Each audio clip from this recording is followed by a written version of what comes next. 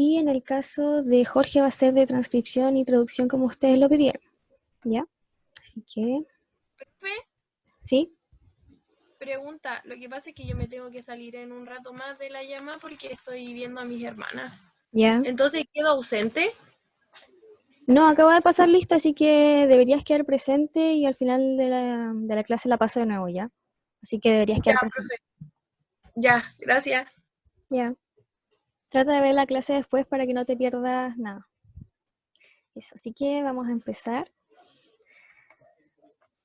Como dije, vamos a ver células y organelos y después van a ver ustedes transcripción y traducción con Jorge, porque ustedes pidieron que lo repasaran en WhatsApp. Voy a ver si puedo poner puntero.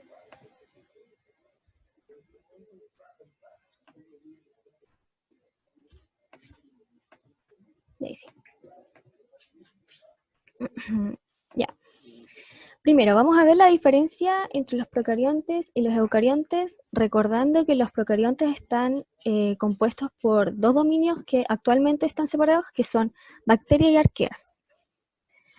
¿Cuáles son las características de los procariontes? En primer lugar, ellos se reproducen asexualmente, lo que quiere decir que no necesitan de gametos para poder tener descendencia. ¿Cómo se reproducen ellos? Mediante la fisión binaria.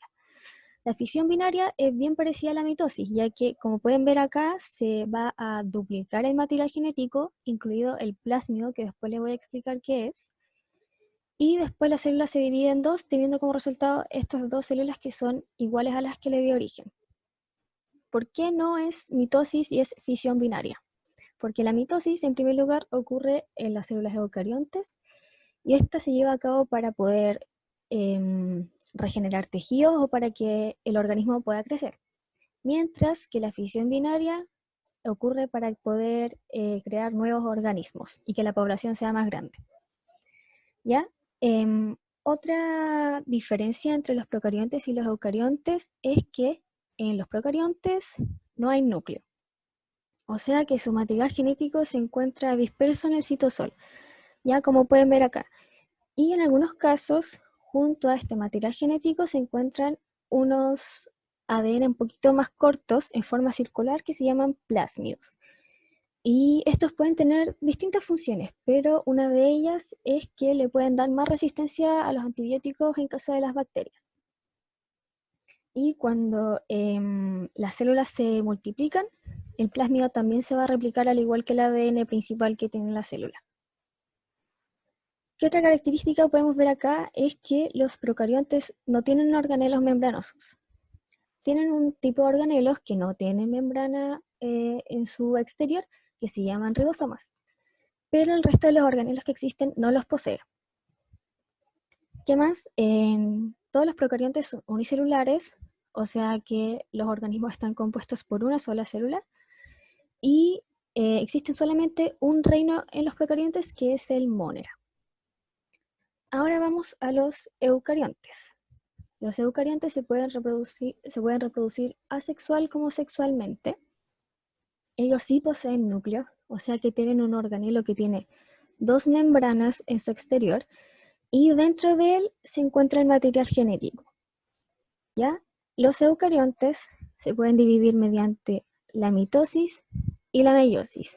La mitosis en el caso de las células somáticas, que se encuentran en toda la parte de nuestro cuerpo, por ejemplo, que es lo que nos conforma, y la meiosis se lleva a cabo para poder formar los gametos, o las células sexuales, que son el ovocito y el espermatozoide. Y gracias a esto los eucariontes se pueden reproducir sexualmente. Y que también esto nos puede proporcionar variabilidad genética apenas se forma el nuevo ser, ¿ya? Que eso también es una diferencia entre la reproducción sexual y asexual, porque los procariontes, los dos hijos son iguales al progenitor. ¿Qué más? Los eucariontes poseen organelos membranosos, o sea que pueden estar cubiertos por una o por dos membranas. Son uni o pluricelulares, algunos que tienen solamente una célula en todo el organismo y otras que están compuestas por millones de células como nosotros. Y los reinos de los eucariontes son el vegetal, el animal, el protista y el fungi. En el caso de la prueba que ustedes van a dar, van a ver solamente 3 tipos de células, que son las procariontes, las células vegetales y las células animales. Entonces, nosotros al ver todas las diferencias, va a ser considerando solamente esos 3 tipos de células, no los fungi ni los protistas, para que no se vayan a confundir. Cuando diga, por ejemplo, solamente este grupo posee tal estructura, piensen solamente en vegetales, procariontes y animales, no en fungi ni en protistas, ¿ya?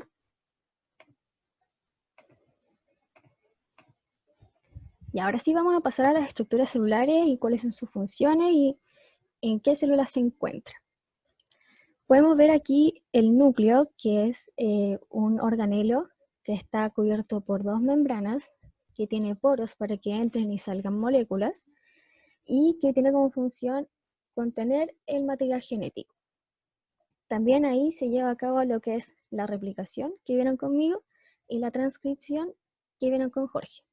¿Ya? Y una vez que se terminó la transcripción y está listo el ARN mensajero, este ARN mensajero sale del núcleo, llega al citoplasma y ocurre la traducción. El núcleo se encuentra solamente en las células eucariontes, o sea, en plantas y animales, pero no en procariontes. ¿Qué más tenemos? La mitocondria es otro organelo membranoso que está cubierto también por 2 membranas.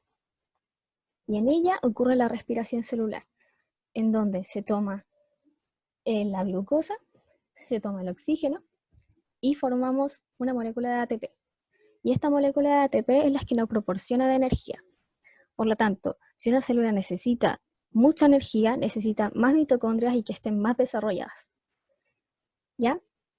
¿En dónde podemos encontrar mitocondrias? En plantas y animales, pero en procariontes no. ¿Por qué? Porque es un organelo membranoso. También tenemos el cloroplasto, que al igual que la mitocondria y el núcleo, es una estructura que tiene 2 membranas en su exterior. Y aquí se realiza la fotosíntesis, que es muy importante para los seres autótrofos. Y esto es como una respiración celular inversa, porque aquí se toma el agua, se toma la energía del sol para transformar la energía química y se toma el CO2 para poder convertirlo en azúcares como la glucosa y en oxígeno. ¿Ya? ¿En dónde podemos encontrar cloroplastos?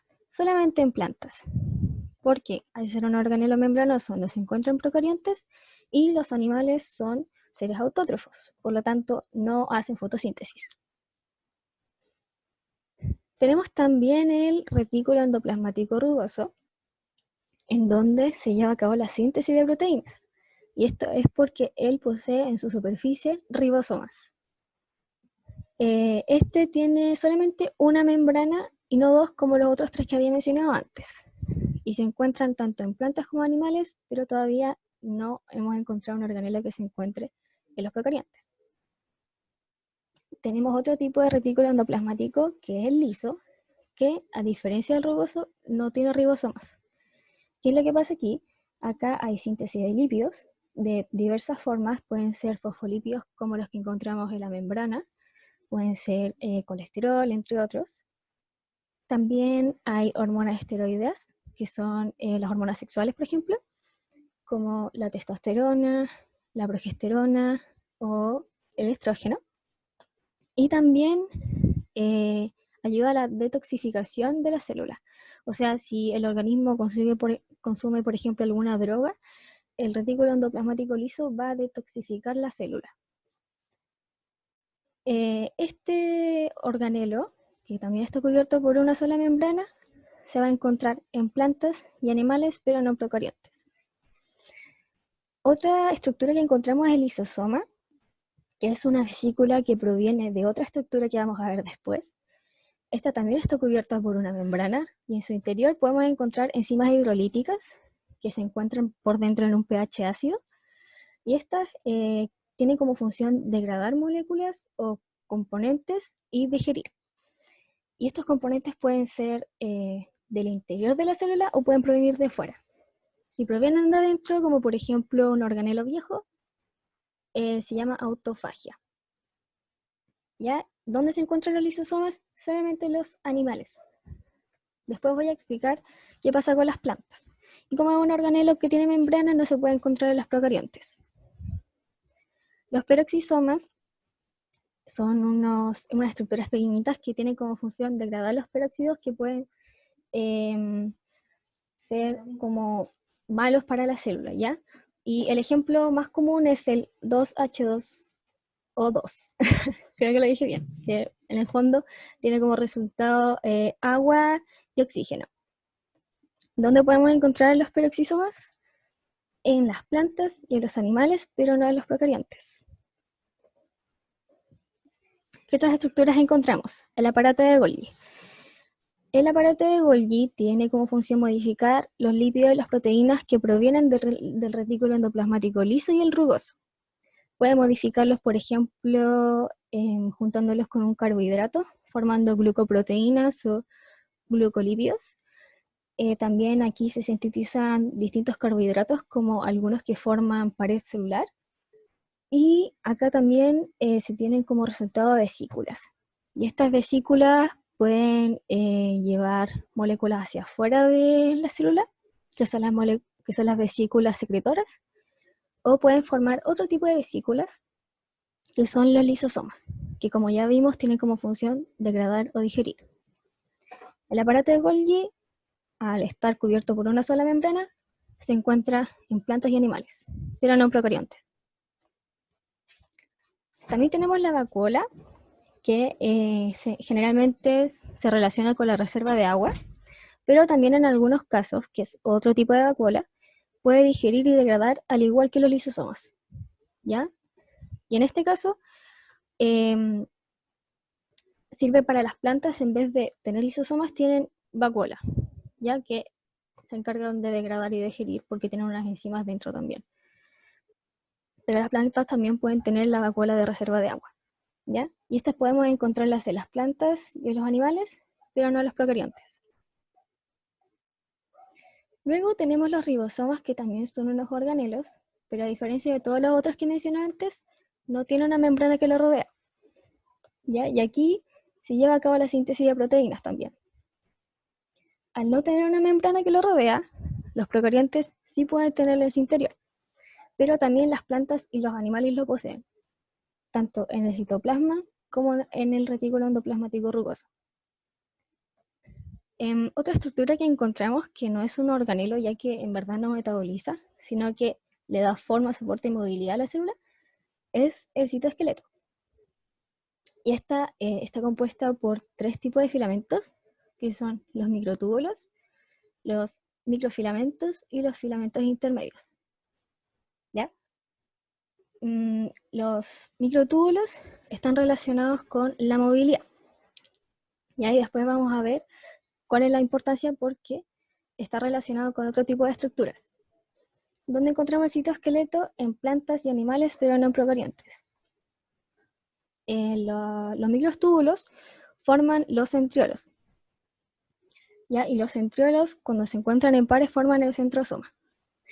Los centriolos tienen como función formar el uso mitótico y meiótico para poder arrastrar los cromosomas o las cromátidas hermanas hacia los polos. Y también forma los cilios y los flagelos para que la célula pueda moverse. Y esto se puede encontrar en animales solamente. Perdón, en animales solamente. En plantas no hay centriolos, porque los microtúbulos no están en esa forma, pero sí forman el uso mitótico de otra forma, pero solamente como microtúbulos, no formando centriolos. Las últimas 2 estructuras son externas, que son la membrana plasmática, la cual delimita la célula, regula el paso de las moléculas hacia adentro y hacia afuera de la célula y permite la comunicación celular. Como vimos en una clase anterior, eso se podía hacer mediante los carbohidratos que tenían en el exterior. Y estos se encuentran en todas las células, ya sean procariontes como eucariontes. Y por último tenemos la pared celular, que es una estructura formada por carbohidratos, que es rígido y le da forma a la célula, y se encuentra en los procariontes y las plantas, pero no en los animales. Y dependiendo de cuál sea la célula, va a ser como el carbohidrato que la forma. En el caso de los procariontes es peptidoglicano y en el caso de las plantas es celulosa. Y ahí es muy importante, por ejemplo, las plantas, porque si la célula se encuentra en un medio hipotónico, o sea que hay como poco soluto afuera y mucho soluto dentro de la célula, el agua va a tender a entrar a la célula. Entonces va a ir como hinchándose y gracias a la pared celular, como es rígida, la célula no se va a morir, no va a explotar. ¿Hay alguna duda hasta acá? Porque ahora vamos a ver la estructura de las células, y, pero solamente viéndola como toda junta, sin tanta explicación a fondo.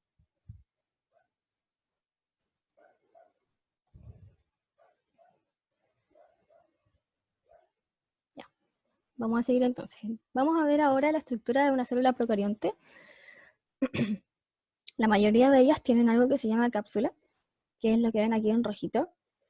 Y esta lo que le permite es como adherirse a las superficies y también hacerlo como más resistente a los antibióticos y al sistema inmune del organismo en el que se está encontrando, ¿ya?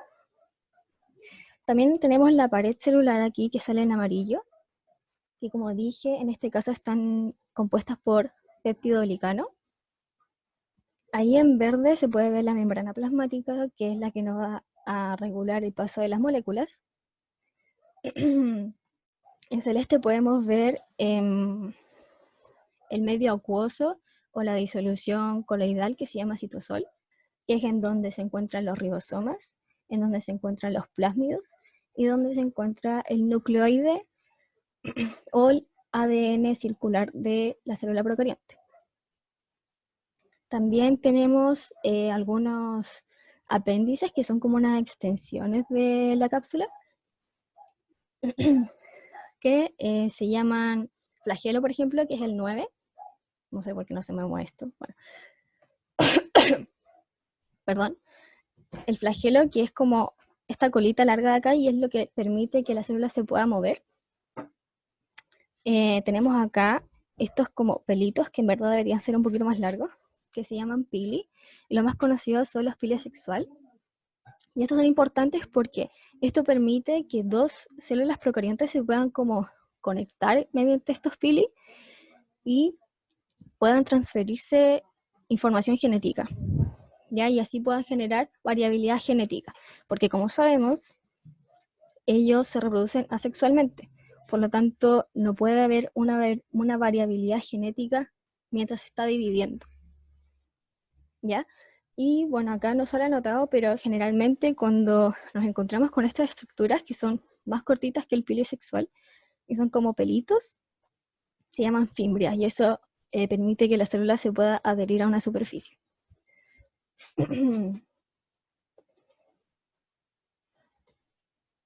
Ya, vamos a seguir con la célula animal. Aquí podemos ver todas las estructuras juntitas. Podemos ver acá, por ejemplo, ribosomas, tanto en el citoplasma como en el retículo endoplasmático rugoso. Podemos ver acá el núcleo, con un nucleolo que creo que les había dicho que ahí es donde se encontraba el ADN, que no sé dónde leí eso, pero ahí es donde se encuentran proteínas y ribosomas, perdón, ARN ribosomal, para poder formar ribosomas. Y el ADN se encuentra como en el nucleoplasma, que es como el citoplasma que está dentro del núcleo. Como pueden ver aquí, que son esas como líneas que están dentro, que son moraditas o rojas. Ese es el ADN, que en este caso está en forma de cromatina. Perdón. Y acá podemos ver el aparato de Golgi. Y aquí en el 7 se ven vesículas que provienen del aparato de Golgi, que en algunos casos pueden ser vesículas secretoras, como vemos acá en el 11. ¿Ya? ¿Cuáles son las secretoras? Las que envían moléculas hacia afuera de la célula, fusionando la membrana de la vesícula con la membrana de la célula. Encontramos también aquí los peroxisomas y los lisosomas, reconociéndolos por las enzimas hidrolíticas que tiene adentro. Tenemos las mitocondrias también, parte del citoesqueleto, que son los microfilamentos, los filamentos intermedios o los microtúbulos. Y podemos ver también una vacuola, ya que en el caso de la célula animal puede servir para la digestión. Y aquí también podemos ver un centrosoma. Ay, ¿por qué no me funciona esto? El centrosoma, que está compuesto por dos centriolos.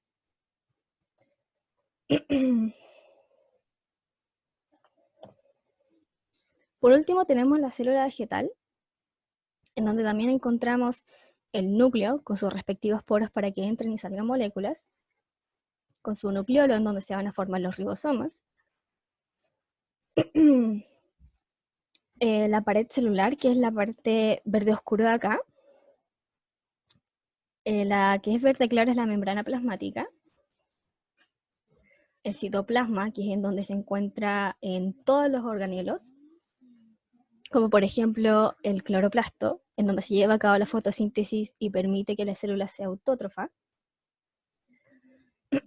Vemos las mitocondrias, que le va a dar energía a la célula, la vacuola, que en este caso va a ser para reserva de agua, y el aparato de Golgi. Acá podemos ver también los peroxisomas. ¿Hay alguna pregunta hasta acá? Porque vamos a empezar con algunos ejercicios, empezando por términos pareados.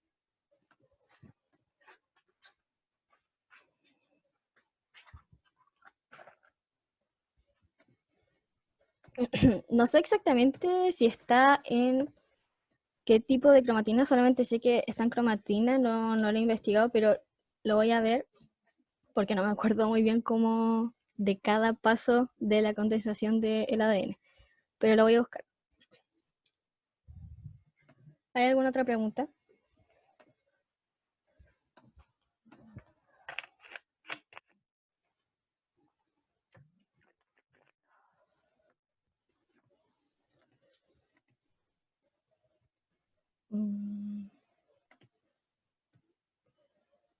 Ups, ya di una respuesta, ok. Ya. Si no hay ninguna otra pregunta, vamos a empezar a responder los términos pareados, o sea, vamos a tener que juntar los términos de la izquierda con los términos de la derecha. Ya vamos a poner las letritas en esa línea que sale ahí a la izquierda. Así que vayan respondiendo en cuál es el término que corresponde, por ejemplo, a los peroxisomas. Si alguien me puede decir y no vio la respuesta.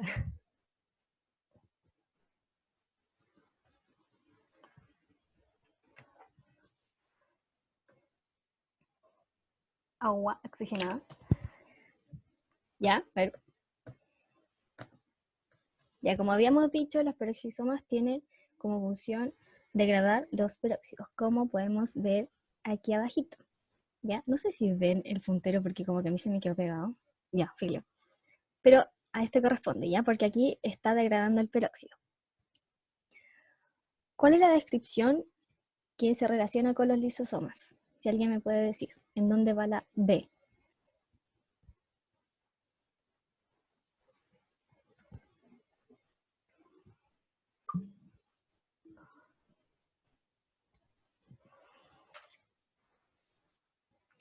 Ya, me dicen digestión celular.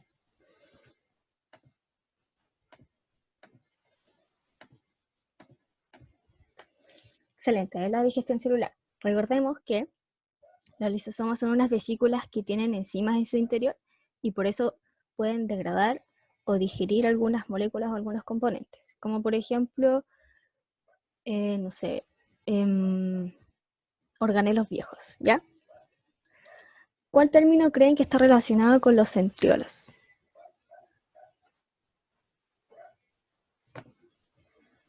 Ya me dicen que el uso mitótico.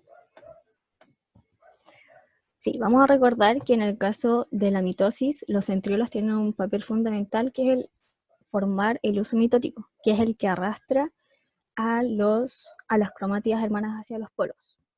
Ya, así que muy bien.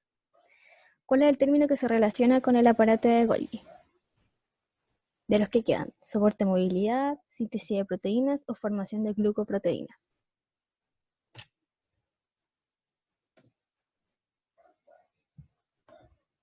¿Ya? Y efectivamente es la formación de glucoproteínas. Después vamos a ver cuál es el que corresponde a la síntesis de proteínas, ¿ya? Formación de glucoproteínas. ¿Qué ocurre en el aparato de Golgi? La modificación de lípidos y proteínas que provienen de los retículos endoplasmáticos, ¿cierto? Y una forma de modificar esas proteínas y lípidos es uniéndolos a un glúcido, que en este caso formaría glucoproteínas, ¿ya? ¿Qué está relacionado con el citoesqueleto? Soporte y movilidad, ¿ya? Excelente. El citoesqueleto, tal como dice su nombre, así como relacionarlo con nuestro esqueleto, nos da soporte y movilidad, ¿cierto? Y eso es gracias a cada uno de sus filamentos, como por ejemplo los microtúbulos permiten que las células se puedan mover, ¿cierto? Y permiten que se puedan mantener firmes, que tengan su formita, ¿ya? Y bueno, por descarte podemos decir que el retículo endoplasmático rugoso es el que está relacionado con síntesis de proteínas, ¿ya? ¿Por qué está relacionado con eso? Porque en su superficie tiene ribosomas y esto lo que hace es formar proteínas, ¿ya? ¿Quedó clarito? Que ahora vamos a pasar a las preguntas típicas que tenemos nosotros.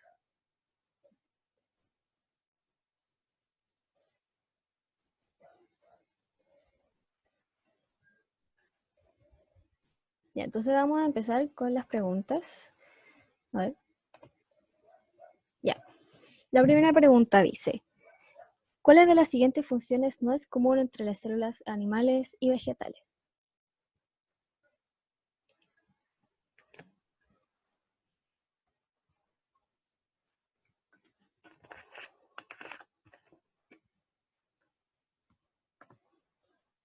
Ya me están diciendo que la sé. Ya, efectivamente es la C. ¿Por qué es la C? Vamos viéndolo punto a punto. ¿Por qué no puede ser la meiosis? Porque la meiosis es algo que se lleva a cabo tanto en animales como en vegetales, ¿ya? Porque ambas son eucariontes. Y esto es para que ellas puedan formar gametos. Y así que eso es un aspecto común y no una diferencia.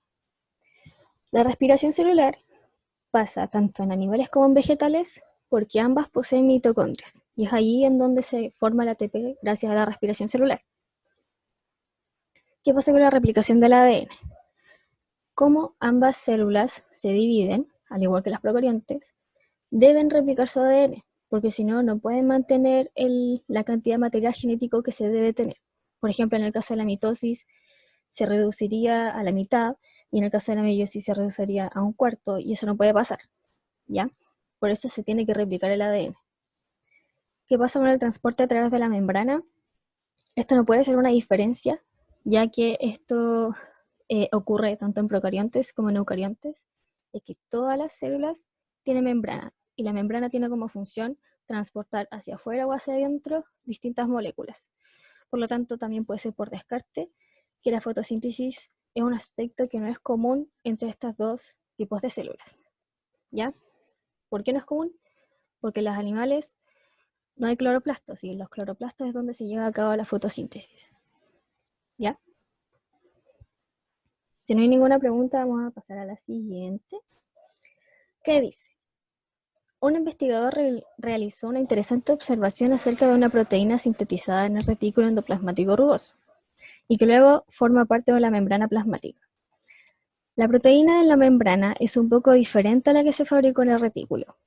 Lo más correcto sería afirmar que la proteína sufrió una transformación en...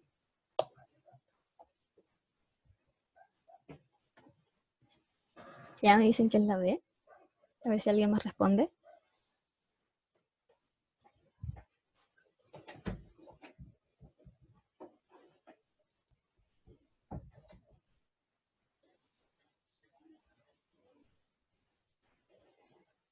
A ver. Ya, efectivamente es en el aparato de Golgi, porque este es el que tiene la función de modificar los lípidos y las proteínas que provienen del retículo endoplasmático liso y el rugoso. ¿Ya? Por eso es que elegimos el aparato de Golgi. Que ocurre en el REL no tiene ninguna relación con las proteínas sintetizadas en el rugoso, ya porque en el retículo endoplasmático liso se sintetizan lípidos y hormonas esteroidales y hasta la detoxificación, pero nada que modifique una proteína. En la mitocondria menos, ahí ocurre la respiración celular, los lisosomas degradan, entonces como que mataría la proteína en vez de modificarla, y en el núcleo no ocurren modificaciones de las proteínas, sino que son ocupadas como por ejemplo forman los ribosomas o para algunos procesos, etc. Pero lo único que está relacionado con la modificación de las proteínas y los lípidos es el aparato de Golgi. Siguiente pregunta. Según su complejidad, las células pueden ser procariontes o eucariontes. ¿Qué tienen en común estas células?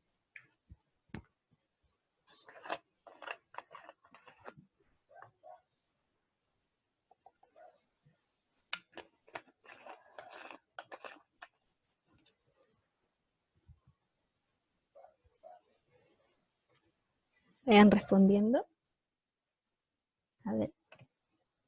Dicen E, dicen D. D. Ya, vamos a ver el tipo. Es la D. Ya. Vemos paso a paso. La envoltura nuclear. ¿Puede ser un aspecto común entre procariontes y eucariontes? No, porque la envoltura nuclear tiene relación común con la existencia de un núcleo. Pero en el caso de las procariontes no existe un núcleo. El ADN está ahí disperso en el citosol y no tiene nada que lo recubra. Ya, así que eso no puede ser un aspecto común. Los peroxisomas. ¿Por qué salen los peroxisomas? A ver. Esto se supone que sí debería ser común. Pero bueno, no sé por qué sale eso. Ya está la copia de la guía. ¿Qué más? Ya. La pared celular. ¿Por qué no puede ser un aspecto común? Porque en el caso de las células eucariontes, no todas tienen pared celular. ¿Ya? Por ejemplo, las animales no lo tienen. Las vegetales, los procariontes sí la tienen, pero los animales no. Los ribosomas sí se encuentran tanto en procariontes como en eucariontes. ¿Ya? Recordemos que es como el único organelo que se encuentran en las dos, ¿ya? Ay, por eso estaban los peroxisomas, no sé por qué me bugueé y pensé que estaban en todas, pero los peroxisomas son unos organelos membranosos, por eso no se encuentran en los procariontes, ¿ya? Y bueno, acá salen organelos membranosos, así que tampoco se pueden encontrar en los dos, porque los procariontes no tienen organelos recubiertos con membrana, solamente los ribosomas, que no tienen nada encima. ¿Ya? ¿Eso quedó clarito?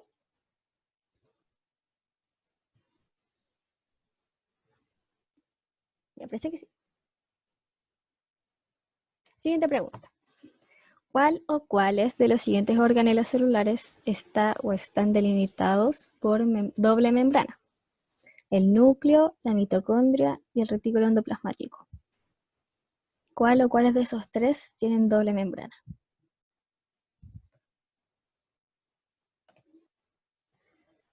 La C. A ver, vamos a ver. Solamente la 1 y la 2. Tenemos que recordar que dentro de todos los organelos que existen solamente hay 3 que están recubiertos por doble membrana. Y estos son el núcleo, la mitocondria y el cloroplasto. El resto de los organelos, exceptuando los ribosomas, están cubiertos por una sola membrana o una membrana simple, como por ejemplo el retículo endoplasmático. Por ello no fue incluido en este ejercicio. ¿Ya? Siguiente pregunta. Son funciones del retículo endoplasmático liso: sintetizar proteínas, sintetizar lípidos, formar carbohidratos y sintetizar hormonas esteroides. ¿Cuál de ellas es función del retículo endoplasmático liso?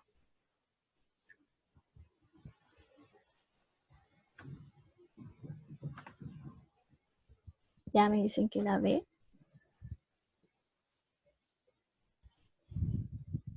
D. Ya todos me dicen que es la D, así que vamos a ver. Perfecto, es la D. ¿Por qué es la D? Síntesis de proteínas. ¿Dónde se lleva a cabo esto? En el retículo endoplasmático rugoso, gracias a que tiene los ribosomas en su superficie. La síntesis de lípidos efectivamente se llevan en el retículo endoplasmático liso, al igual que la síntesis de las hormonas esteroideas como la testosterona, por ejemplo. Y también en el retículo endoplasmático liso se lleva a cabo la detoxificación, como de las drogas, por ejemplo, pero en este caso no salía. ¿Ya? ¿Dónde se forman los carbohidratos? En el aparato de Golgi. Por eso era la 2 y la 4. Si una célula realiza un intenso trabajo con un alto gasto de energía, ¿cuál de las siguientes estructuras citoplasmáticas alcanza un gran desarrollo? A ver, la E, ya, también dicen que la E,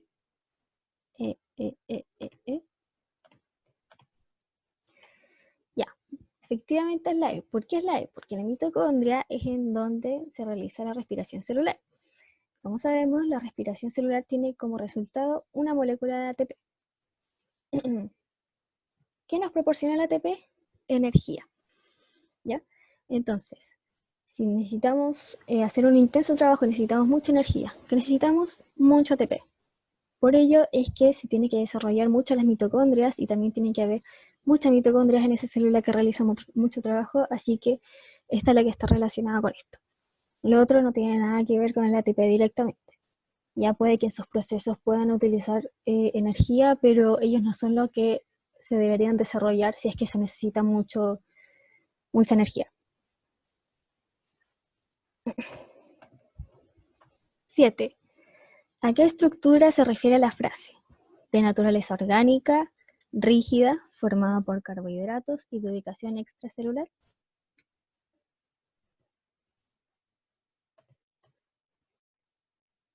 Ya.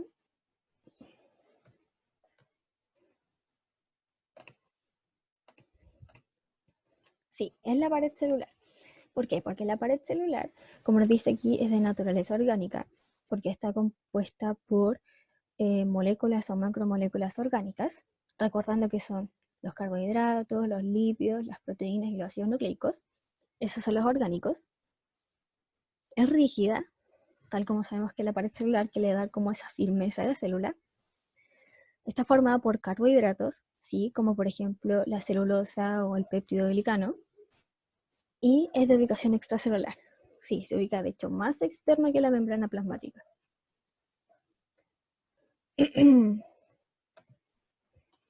8. El citoesqueleto está directamente involucrado en.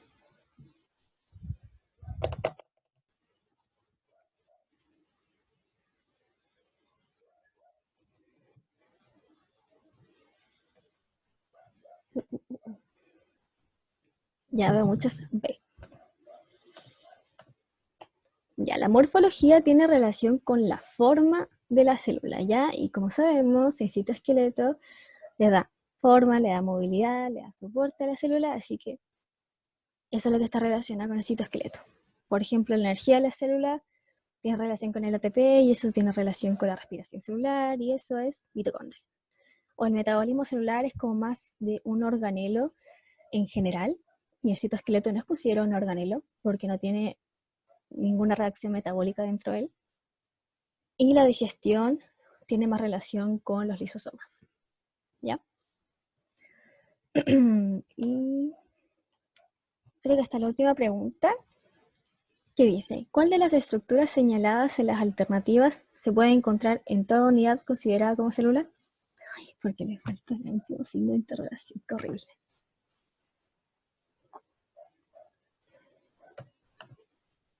Ya, la muchos es.